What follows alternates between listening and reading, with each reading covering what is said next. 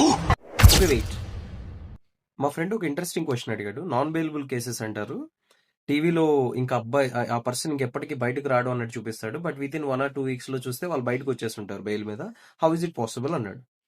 So బేసిక్‌గా difference ఏంటంటే మనలో చాలా మందికి తెలీదు. బెయిలబుల్ అఫెన్స్ అంటే వితిన్ పోలీస్ స్టేషన్‌లోనే మనం బెయిల్ తీసుకొని రావచ్చు. సమ్ టైమ్స్ కోర్ట్‌కెళ్ళాల్సి ఉంటది. బట్ జనరల్లీ పోలీస్ ఇస్తారు. బట్ నాన్ బెయిలబుల్ కేసెస్ అలా కాదు. 100% నువ్వు కోర్ట్‌కి వెళ్ళాలి. వెళ్ళిన తర్వాత there are certain guidelines laid down by supreme court.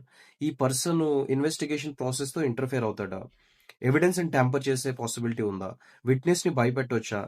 ఇలాంటి యాస్పెక్ట్స్ అన్ని కన్సిడర్ చేసి ఒకవేళ ఈ కేటగిరీస్ లేకపోతే పోలీస్ ఇన్వెస్టిగేట్ చేసి ఎవిడెన్స్ గ్యాదర్ చేసే వరకు ఈ పర్సన్‌ని జైల్‌లో పెట్టాల్సిన అవసరం లేదు అని చెప్పి వదిలేస్తారు. దట్ టూ ఎందుకని? పర్సన్ వెళ్ళి నేను చేయలేదని చెప్తాడు first. So this is the philosophy behind ఈ particular rule.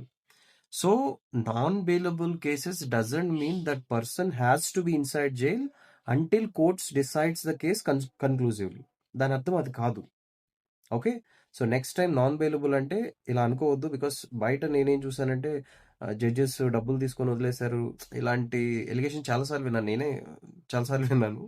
So that is not the case. Legally speaking ఇది దీని లీగల్ పొజిషన్.